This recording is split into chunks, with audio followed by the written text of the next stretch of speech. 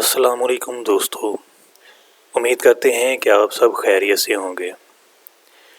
مرتدین اسلام اور منکرین زکوٰۃ سے فراغت پانے کے بعد اب حضرت خالد بن ولید کی ان فتوحات کا سلسلہ شروع ہوتا ہے جو اسلام کی حفاظت اور مدافعت کے نتیجے میں مسلمانوں کو حاصل ہوئیں۔ عرب و ایران اور شام کی سرحدیں ساتھ ساتھ واقع ہونے کے سبب اسلام اور مسلمانوں کے خلاف ہمیشہ ایک علامتی خطرہ بنی رہتی تھی۔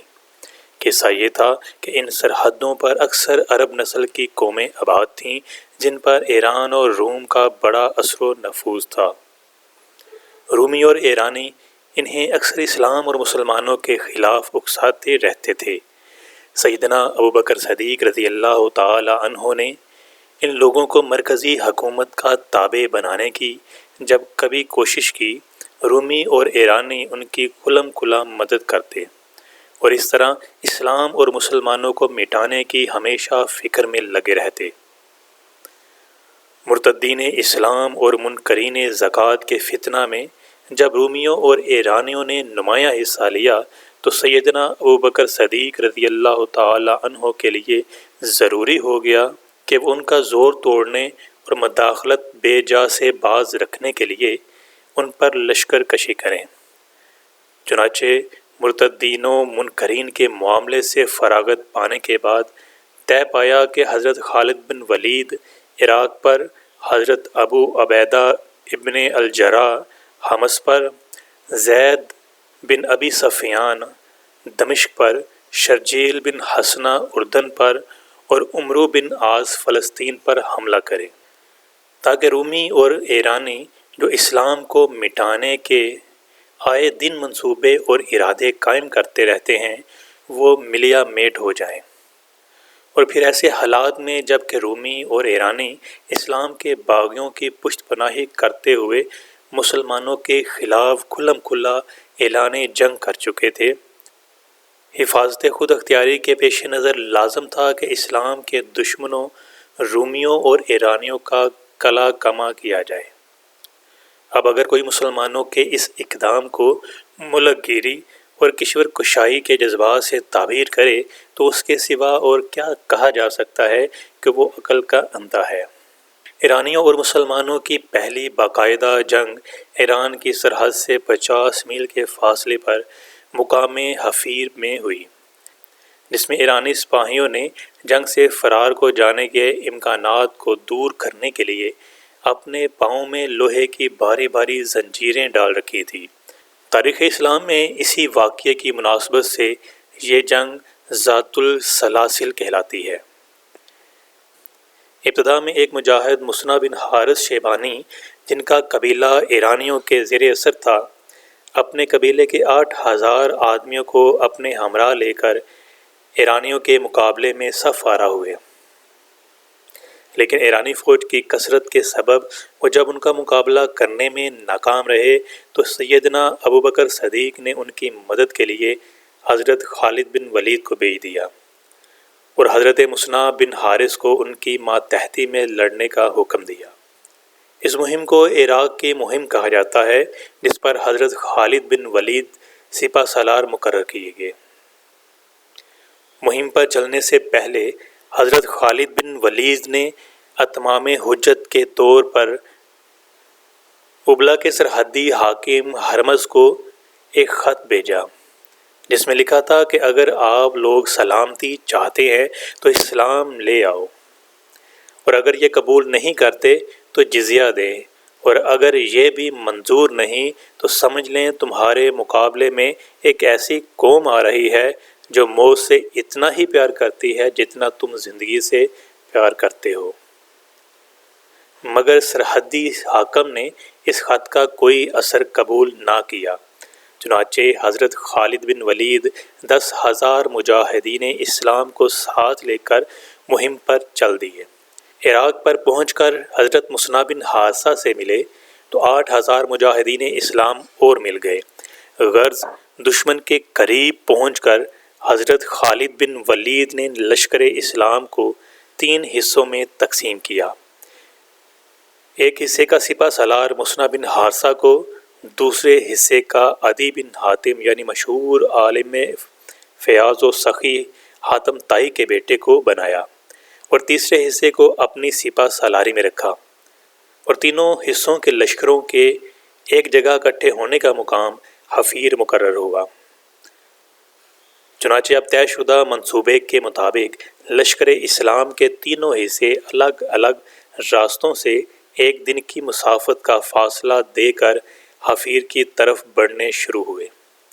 اسی دوران میں جب ہرمز کو حضرت خالد بن ولید کے آنے کا پتہ چلا تو اس نے فوراً شہنشاہ ایران اردشیر کو مدد کے لیے لکھ بھیجا اور خود ایک لشکر جرار لے کر حفیر کی طرف روانہ ہوا۔ حفیر کا مقام بصرے سے 4 میل کے فاصلے پر ہے۔ ہرمز نے حفیر کے مقام پر اپنے لشکر کو ترتیب دیا، جس میں سے لشکر کے ایک حصے نے اپنے آپ کو زنجیروں سے جکڑ لیا تاکہ وہ میدان جنگ میں جم کر لڑ سکے۔ اس اثنا میں خالد بن ولید بھی حفیر کے مقام پر پہنچ گئے اور ان کے آتے ہی لڑائی شروع ہو گئی۔ لڑائی پورے زور و شور سے جاری تھی۔ دونوں اطراف کے لوگ بڑھ بڑھ کر بہادری کے جوہر دکھا رہے تھے کہ اتنے میں ہرمز نے اپنے لشکر سے باہر نکل کر حضرت خالد بن ولید کو مبازرت کی دعوت دی، جسے خالد بن ولید نے فوراً قبول کر لیا۔ چنانچہ دونوں میں دست بدست لڑائی کا آغاز ہو گیا۔ ہرمز کی نیت یہ تھی کہ حضرت خالد بن ولید جو ہی اپنے لشکر سے نکلیں، ایرانی بہادروں کی مدد سے گھیرے میں لے کر شہید کر دیے جائیں۔ چنانچہ ہرمز نے اپنے آدمیوں کو اس مقصد کی تاکید بھی کر دی تھی، لیکن حضرت خالد بن ولید نے اس سے پہلے کہ ایرانی سورما انہیں گھیرے میں لینے کی کوشش کریں، تلوار کے ایک ہی وار میں ہرمز کا کام تمام کر دیا اور پھر اس کے سورماؤں کو موقع دیے بغیر کہ وہ حملہ کریں، کمال چستی اور دانائی سے لشکر میں واپس آ گئے۔ ہرمز کے مارے جانے کے بعد ایرانی فوج کے حوصلے بالکل پست ہو گئے، یہاں تک کہ وہ میدان جنگ سے بھاگ نکلے۔ حضرت خالد بن ولید نے ان کے تعاقب میں مسنع ابن حارثہ کو روانہ کیا اور موکل بن مقرن کو ابلا بھیجا، جہاں انہوں نے غنیمت کا مال سمیٹا اور قیدی اکٹھے کیے۔ حضرت خالد بن ولید نے مال غنیمت کا 5واں حصہ فتح کی خوشخبری کے ساتھ سیدنا ابو بکر صدیق کی خدمت میں بھجوا دیا اور ہرمز کی وہ ٹوپی بھی بھجوا دی جس کی قیمت 1 لاکھ تھی اور وہ جواہرات سے مزین تھی، مگر سیدنا ابو بکر صدیق نے یہ ٹوپی حضرت خالد بن ولید ہی کو مرحمت فرما دی۔ حفیر کے بعد پھر ایرانیوں اور مسلمانوں کے درمیان دلجہ کے مقام پر جنگ ہوئی۔ اس مرتبہ مسلمانوں کی پیش قدمی روکنے کے لیے ایران سے بڑے بڑے سرداروں پر مشتمل ایک لشکر جرار بھیجا گیا، جس کی کمان اندرگز کے ہاتھ میں تھی۔ حضرت خالد بن ولید کو جب ایرانی لشکر کے آنے کا پتہ چلا تو وہ بھی لشکر لے کر دلجہ کی جانب چل دیے۔ ایرانی لشکر کے قریب پہنچ کر انہوں نے اپنے لشکر کے 3 حصے کیے، ایک حصے کو تو دشمن کے مقابلے کے لیے رکھا اور 2 حصے قریب ہی نشیبی زمین میں چھپا دیے تاکہ ضرورت کے موقع پر ان سے خاطر خواہ کام لیا جا سکے، اور ان 2 حصوں کی کمان بصر بن ابی رحم اور سعد بن مرا کو سونپی گئی۔ اب دونوں لشکر صف آرا ہو گئے اور لڑائی شروع ہو گئی۔ گمسان کا رن پڑا، دیر تک لڑائی ہوتی رہی۔ جب خالد بن ولید کو اندازہ ہوا کہ ایرانی فوج مزمحل ہو رہی ہے تو آپ نے کین گاہوں میں چھپی ہوئی فوج کو فوراً باہر نکل کر حملہ کرنے کا حکم دے دیا۔ چنانچہ تازہ دم فوج نے اس زور و شور سے ایرانیوں پر حملہ کیا کہ وہ بکھلا اٹھے اور ایرانیوں کی ہمت جواب دے گئی۔ اب حضرت خالد بن ولید کے فوجی دستے نے آگے سے اور بصر بن ابی رحم اور سعید بن مرا کے دستوں نے پیچھے سے ایرانیوں کو گھیر گھیر کر قتل کرنا شروع کر دیا اور ان کی لاشوں کے انبار لگا دیے۔ غرض ایرانیوں نے شکست فاش کھائی۔ فتح کے بعد حضرت خالد بن ولید نے اس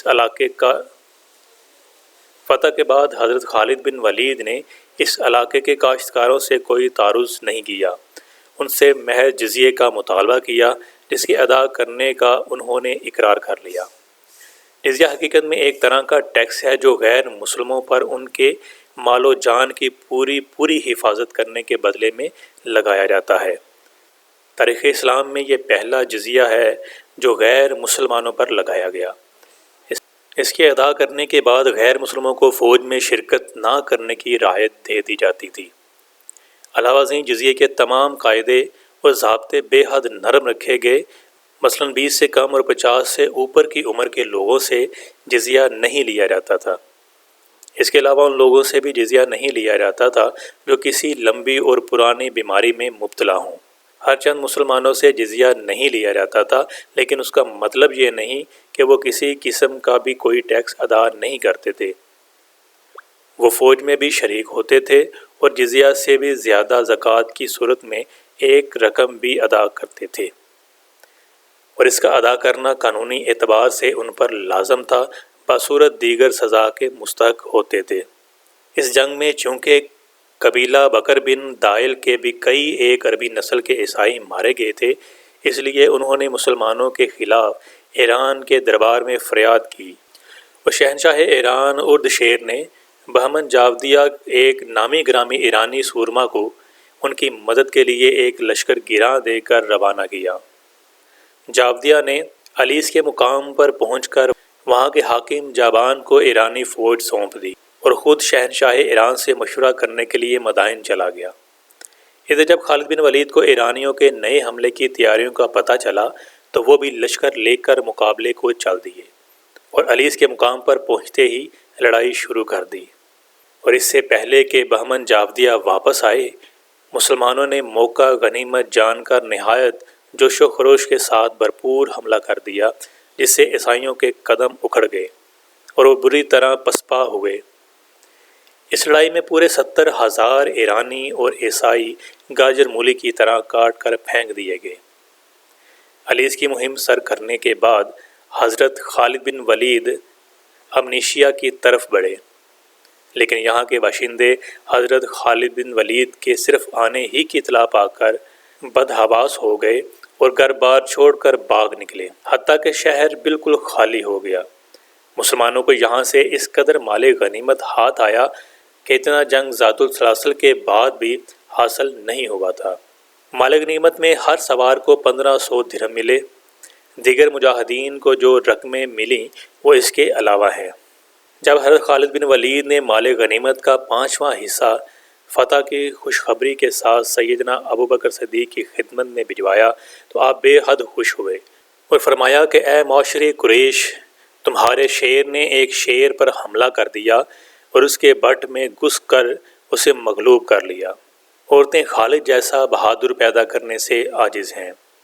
امنیشیا کی فتح کے بعد حضرت خالد بن ولید نے جبرہ کا رخ کیا۔ یہ ایک ایسی عیسائی ریاست کا دارالحکومت تھا جو ایران کے زیر اثر تھی۔ امنیشیا کی فتح کے بعد حضرت خالد بن ولید نے جبرہ کا رخ کیا۔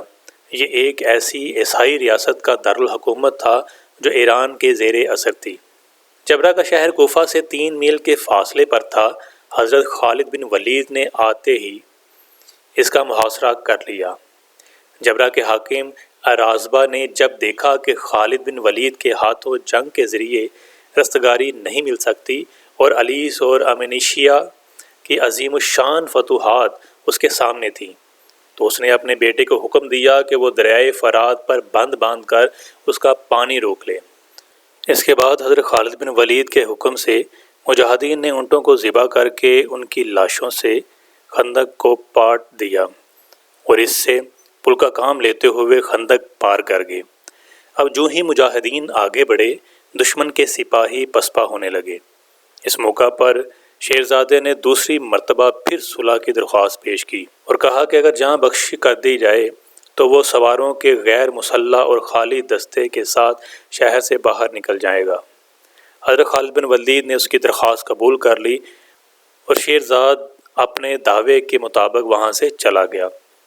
ابنار کو فتح کرنے کے بعد اب خالد بن ولید عین الترکی کی طرف بڑھے، جو کوفے کے مغرب میں ابنار کے قریب واقع ہے۔